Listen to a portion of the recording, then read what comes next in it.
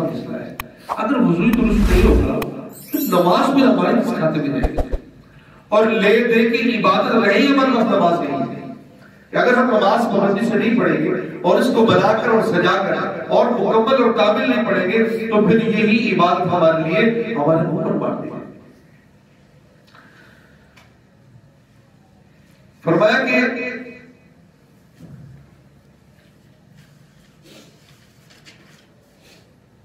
آٹھ چیزوں سے وضو ٹوٹ جاتا ہے، اتنے نواقض سے وضو کہتے ہیں۔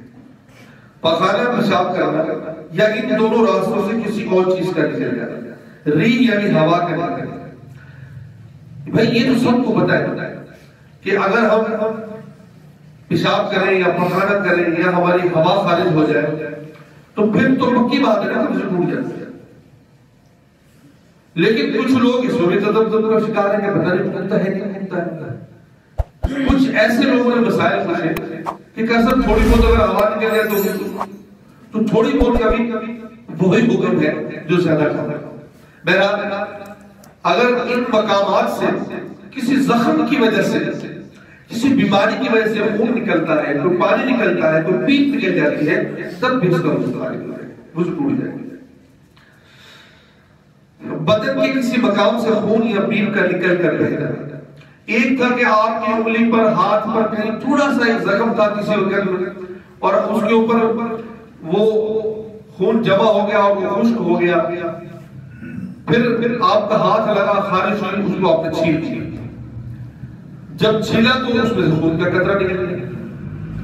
اب اگر وہ قطرہ نکل کر وہی رک جاتا ہے تو وضو نہیں رکے گا، اور ایک دو قطرے بھی نکل جاتے ہیں آپ کے صاف کر لیں تو وضو آپ کر لیں گے۔ لیکن اگر وہ قطرہ اپنی جگہ پر چھوڑ کر نکل کے بہہ رہا ہے اور آپ قطرے صاف کرتے رہے، ایک صاف کیا، دوسرا کیا، تیسرا کیا، آپ قطرے صاف کرتے رہے اور وہ خون نکلتا رہا، آپ کا وضو ٹوٹ گیا۔ جسم کے اوپر کہیں بھی پھوڑے، پھنسیاں، زخم، خارش، کسی بھی قسم کے مسئلے ہو، وہ چاہے ہماری بغلوں کے اندر ہو یا شرمگاہوں کے درمیان میں، جس طرح اس کو خارش ہو جاتی ہے تو بعض اوقات پھر خارش سے پہلے یا بعد میں بڑے بڑے پھوڑے نکلتے ہیں، اس سے بھی وضو آپ کریں، تھوڑا سا نکلے یا زیادہ نکلے۔ ہم نے آپ سے کچھ جملہ عرض کیا تھا کہ اگر کوئی معذور ہے، ایک شخص نے مجھ سے مسئلہ بیان کیا کہ مجھے ہوا خارج ہوتی رہتی ہے، میں اس کو 5-7 منٹ بھی روک نہیں سکتا۔ ارے میں نے کہا نماز میں وقت بھی نہیں روک سکتے، کہتے نہیں نماز میں بھی وہ خارج ہوتی رہتی ہے۔ اب کیا مسئلہ ہے؟ ایسے شخص کو شرعی طور پر معذور کہا جائے گا۔ ایسے شخص کو یہ کہا جائے گا کہ آپ اپنی پوری قوت برداشت کے ساتھ اسے روکیں اور وضو کر کے فوراً فرض نماز پڑھیں، آپ کی نماز ہو جائے گی۔ اور بعینی اگر کوئی زخمی ہے لیکن اس کا زخم رس رہا ہے اور پیپ، خون وغیرہ نکل رہا ہے، وہ رک نہیں رہا، تو وہ بھی شرعی طور پر معذور ہے، وہ بھی وضو کر کے نماز پڑھ لے، لیکن اس کو کپڑا تبدیل کر لینا چاہیے۔ اگر اس کی پٹی بندی پڑی ہے اور پٹی پہ خون نکلے تو اس کو پٹی تبدیل کر لینا چاہیے۔ اگر وہ شرعی معذور ہے، ہر نماز میں میں کیسے پٹی تبدیل کروں، تو وہ کوشش کرے کہ وہ اس کے اوپر کوئی ایسا کپڑا باندھ لے کہ جس سے اس کو بظاہر کوئی نظر نہ آئے، تاکہ اوپر والے جگہ اگر کسی کے ہاتھ میں زخم ہے اور پٹی بندی ہوئی تو وہ اس ہاتھ کو دھو لے، کیونکہ دھونا قرآن مجید میں نص قطعی کا حکم ہے۔ اگر نہیں دھو سکتا تو جہاں جہاں پر پٹی بندی ہوئی ہے اتنے حصے کو ہاتھ گیلا کر کے مسح کرے۔ اور اس کے بعد ہے منہ بھر کے کیک کرنا۔ الٹی آ گئی کسی کو، بیٹھے بیٹھے بلڈ پریشر ہائی لو ہو گیا، متلی ہو گئی، کھانا کھایا،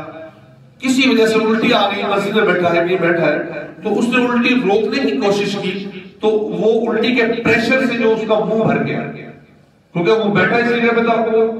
پھینک نہیں سکا، باہر نکال نہیں سکا، تو اسے کہتے ہیں منہ بھر کے الٹی کرنا، تو اس وجہ سے بھی اس کا وضو ہو جائے گا، وضو کر کے آئے گا۔ اچھا، لیٹ کر یا سہارا لگا کر سو جائے، یہ بڑا ہے، بڑی ہے۔ دیکھیں ہم نے ٹیک لگایا اور نیند آ گئی تو وضو چلا جائے۔ آپ کے جسم نے اگر یوں بھی سہارا لگا لیا، آپ کے اپنے جسم کے ساتھ بھی سہارا لے لیا نا، تب بھی سہارا لے لیا، علماء احناف کہتے ہیں تب بھی ٹیک لگ گیا ہے، اب بھی آپ کا وضو چل رہا ہے۔ لیکن اگر وہ بالکل ایسے نارمل بیٹھا اور اونگ آ گئی، نیند کا ایسا غلبہ، رات نہیں سویا سفر کی وجہ سے، وہ بیٹھے بیٹھے وہ ٹیک نہیں لگایا، سہارا کسی چیز کا نہیں کیا، اس کو خود دل مطمئن ہے کہ میں نے سہارا نہیں لیا، ٹیک نہیں لگایا، اور پھر اس کو اونگ آ گئی یا نیند آ گئی تو اس کا وضو پھر نہیں ہوگا۔ لیکن اگر اس نے سہارا لے لیا اور ٹیک لگا لیا، ایک شخص کہنے لگا مجھے سہارا بھی نہیں لیا، ٹیک بھی نہیں لگایا کسی قسم کا، پھر سوتے ہوئے اس کی آوازیں برابر باروں نے سنی، خراٹے مارنے پڑے، تو ایسی حالت میں اس کی نیند کا غلبہ تھا، وہ سو چکا ہے، تو اس کا وضو چلا جائے گا، وہ وضو کر کے آئے گا۔ ایک ہوتی نیند اونگ آنا، کہ آپ بیٹھے بیٹھے اونگ آ گیا، بھیل گرے اور جھٹکا بھی آ گیا، وہ خود تو خود آ گیا، وہ اس کی رعایت ہے، اس میں آپ کو وضو نہیں جائے گا۔ ایک ہے کہ آپ کو نیند سہارا تو نہیں لیا لیکن نیند اتنی آ گئی، نیند اتنی لمبی ہو گئی کہ وہ اپنے ٹائم لمٹ سے آگے چلی گئی، تو پھر آپ کا ہمارا وضو اس سے چلا جائے گا۔ اچھا، آخری بیماری یا کسی اور وجہ سے بے ہوش ہو جائے، کسی وجہ سے کوئی مسئلے مسائل ایکسیڈنٹ ہو گیا، وضو میں تھا، کوئی اور گر گیا تو وہ بے ہوش ہو گیا تو اس کا وضو چلتا رہے گا۔ مجنون یعنی دیوانہ ہو جانا، اچھا بھلا تھا، کسی وجہ سے ٹکر لگی، کوئی مسئلے مسائل بن گئے، وہ مجنون ہو گیا، دیوانہ ہو گیا تو اس کا وضو چلا جائے گا۔ نماز میں کہہ کا مار کھانسنا، نماز میں کسی وجہ سے کہہ کا نکل گیا، کوئی بات کسی نے دائیں بائیں کسی نے ایسی کر دی یا کسی بچے نے کر دی، کوئی مسئلے مسائل انسان کے ساتھ ہو جاتے ہیں، تو اگر اس کی آواز کہہ کا لگ کے نکل گیا تو وضو بھی ٹوٹ جائے گا، نماز بھی ٹوٹ جائے گی، تو وضو بھی کر کے آئے گا، پھر نماز دوبارہ لوٹائے گا۔ دعا اللہ تعالیٰ سب کو عمل کی